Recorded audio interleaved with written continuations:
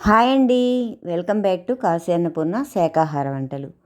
First time నా channel చూస్తుంటే subscribe చేసుకోవడం మర్చిపోకండి ఫ్రెండ్స్. ముందు హెల్తీ రెసిపీస్, వెరైటీ రెసిపీలు మన ఛానల్లో షేర్ చేస్తాను. ఇవాళ మన ఛానల్లో రెసిపీ వచ్చేసి ఎన్నో హెల్త్ బెనిఫిట్స్ ఉన్నటువంటి బీరకాయతోటి వెరైటీగా ఒక మంచి రెసిపీ పట్టుకొచ్చా ఫ్రెండ్స్. మీ ఇంట్లో వాళ్ళు బీరకాయ అబ్బా బోర్ అన్నప్పుడు ఈ విధంగా ట్రై చేసి చూడండి. మాట్లాడకుండా లాగించి అవతల పడేస్తారు, అంత రుచిగా ఉంటుంది కూర. ఇంకెందుకు ఆలస్యం, చూద్దాం పదండి ఎలా చేయాలో. ముందుగా 1 కప్పు పెసరపప్పుని శుభ్రంగా కడిగేసేసి 2 కప్పులు వాటర్ పోసేసి కుక్కర్లో మెత్తగా మగ్గించేసి పక్కన పెట్టుకోండి.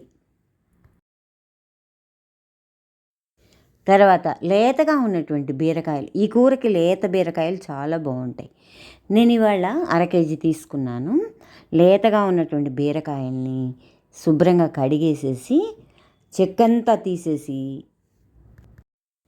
బీరకాయని మధ్యకి చాకుతో కట్ చేసేసి చిన్న చిన్న ముక్కలుగా కట్ చేసి పక్కన పెట్టుకోండి. మొదటి నుంచి బీరకాయని చాలామంది ఇష్టపడరు, పచ్చం కూరలాగా ఫీల్ అవుతారు. ఫీవర్ వచ్చినప్పుడు ఎక్కువగా ఈ నీటి కూర కదా, ఈ కూరని ఎక్కువగా డైట్లో ఇవ్వడం వల్ల ఈ బీరకాయ అంటే చాలామందికి నచ్చదు. ఈ బీరకాయలో నిజానికి ఎన్నో హెల్త్ బెనిఫిట్స్ ఉన్నాయి friends. A vitamin, C vitamin పుష్కలంగా ఉంటుంది. వాటర్ కంటెంట్ ఎక్కువగా ఉంటుంది. క్యాలరీస్ తక్కువగా ఉండడం వల్ల వెయిట్ లాస్కి ఈ కూర ఒక వరం లాంటిదని చెప్పచ్చు. ఈ విధంగా చిన్న చిన్న ముక్కలుగా కట్ చేశాక ఒక బౌల్లో పక్కన పెట్టుకోండి ఆ బీరకాయ ముక్కలన్నీ కూడా. తర్వాత 2 పెద్ద సైజు ఉల్లిపాయల్ని పొట్టంతా తీసేసి సన్నగా చిన్న చిన్న ముక్కలుగా కట్ చేసేసి పక్కన పెట్టుకోవాలి ఈ విధంగా. తర్వాత 2 పెద్ద టమాటాలు తీసుకొని చాకుతో సన్నగా కట్ చేసేసి పక్కన పెట్టుకోండి. తర్వాత స్టవ్ వెలిగించి కడాయి పెట్టి కాస్త ఆయిల్ వేసి, ఆయిల్ వేడెక్కగానే 1 స్పూన్ శనగపప్పు, 1 స్పూన్ మినప్పప్పు, 1 స్పూన్ ఆవాలు వేసేసి సన్నని మంట మీద వేయించేసేయండి ఆ పోపు అంతా కూడా. తర్వాత 4 పచ్చిమిరకాయలు, కాస్త కరివేపాకు వేసేసి వేయించేసేయండి. తర్వాత కట్ చేసి పెట్టుకున్నటువంటి ఉల్లిపాయ ముక్కలు అందులో వేసేసి పచ్చివాసన అంతా పోయేటట్టుగా దోరగా వేయించేసేయండి ఆ ముక్కలన్నీ కూడా. ఆ ముక్కలన్నీ వేగంగానే అందులోనే టమాటా ముక్కలు కూడా వేసేసేయండి.